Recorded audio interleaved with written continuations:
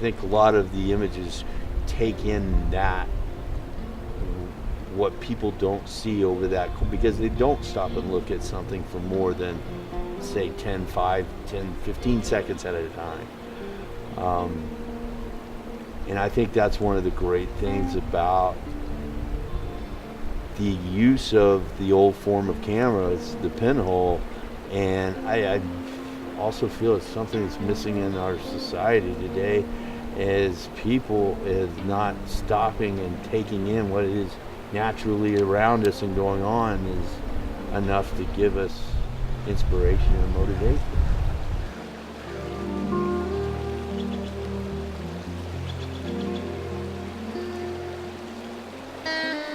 Another poignant part of using a pinhole is that there's no technical aspect about it. It's soft focus. It's, to be technical, you have to create the technicality to it.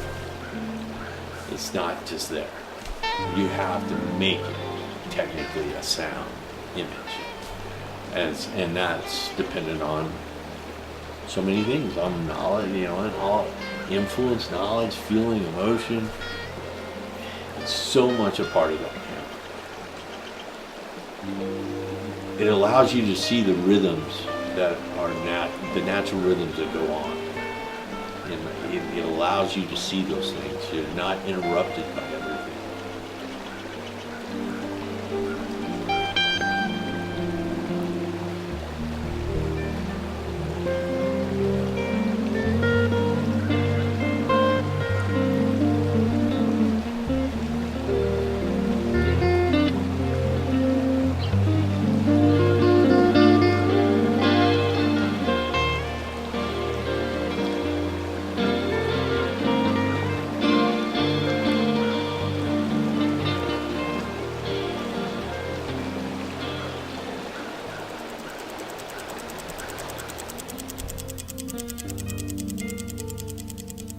Well, each day while I was waiting on the exposure to happen, all kinds of stories I could tell you about. People being really kind of freaked out by the fact I'm standing somewhere for 15 minutes, 30 minutes.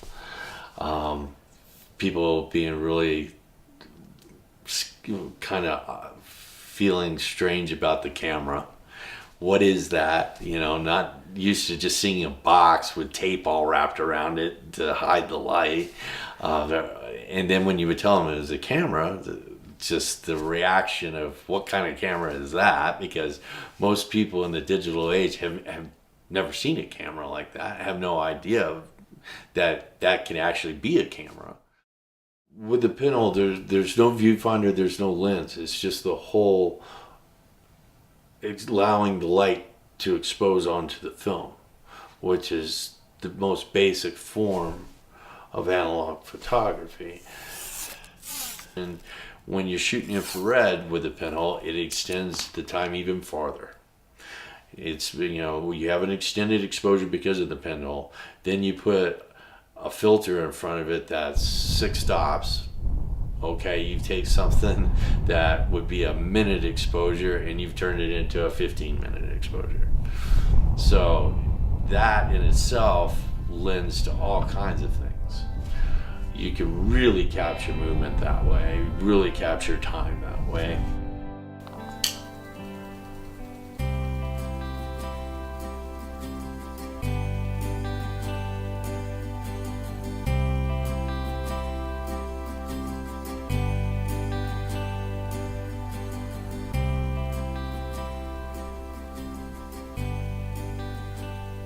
The West Spot picture, that's a January image.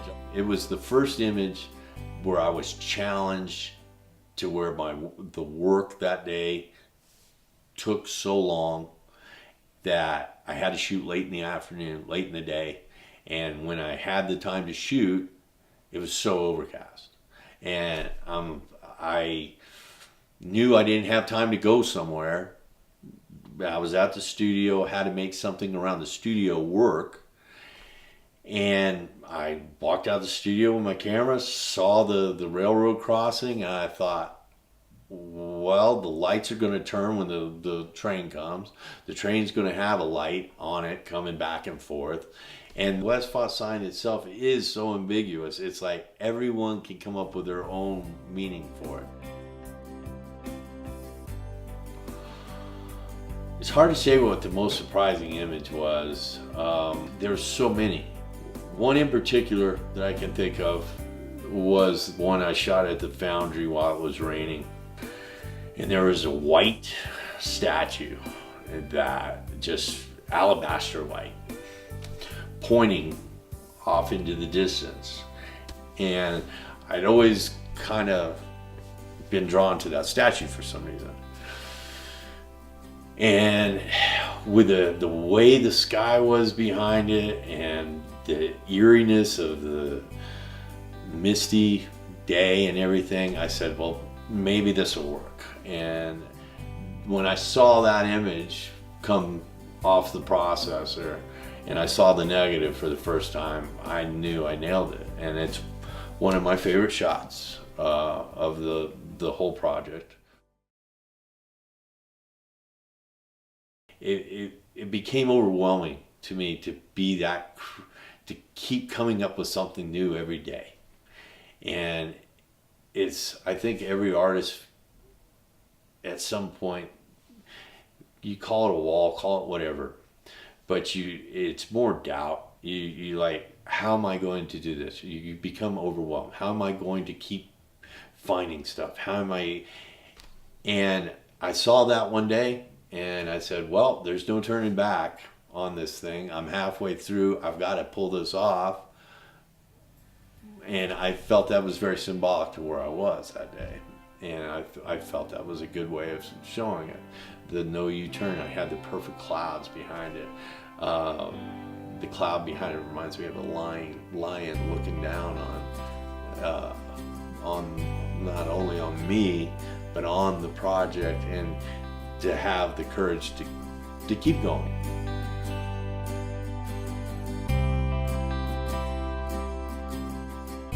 The other surprising shot was the first double exposure that I accidentally did with the Lamy Church, because I had forgotten to advance the film the day before when I was shooting the birdhouse in my backyard, and I'd forgotten all about shooting the birdhouse in the backyard. So the next morning when we were headed into work on that Sunday, and we had a little break in the clouds at that point. So I went and shot the church, and here I am when processing the film, expecting to see, this perfect shot of the church with the outline of the top of the church, and I have this tree in the background of the church, and it surprised the hell out of me. But then once I printed it, I thought it was a really cool mistake. It's my dad's old watch from when he was coaching high school football and sports, and it's kind of been handed down, and it's actually barely holding in there after this project. Buttons are falling off of it and whatnot.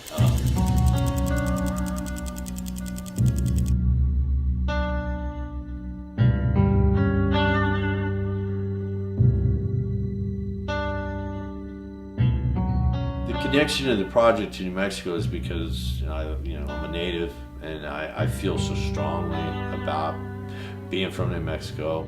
Well, my grandfather was a huge influence when it comes to the places that I know of that a lot of people probably don't, and I still have that feeling. I still have that young feeling. Looking on it with young eyes, with innocent eyes, I still feel that way when I'm out shooting here. And I still see it as I saw it when I was a child. And I try to convey that. It drives my passion, that feeling. That feeling drives my passion towards photography and towards my work in general. This part of the country, the whole Four Corners area where I was raised and taken my grandfather, and all those places are just set in my soul.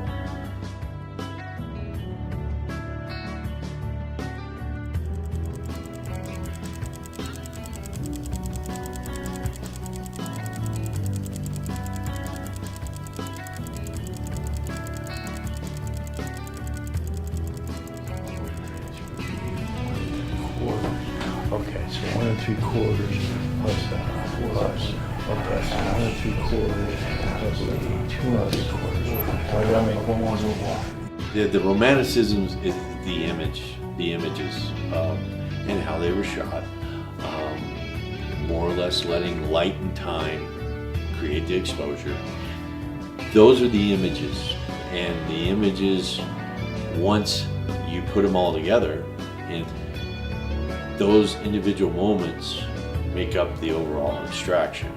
And the fact that you have horizontal images, vertical images, it's almost binary code, the way it falls and lays out. That overall abstraction goes back to the original thought of the project that I had years and years ago.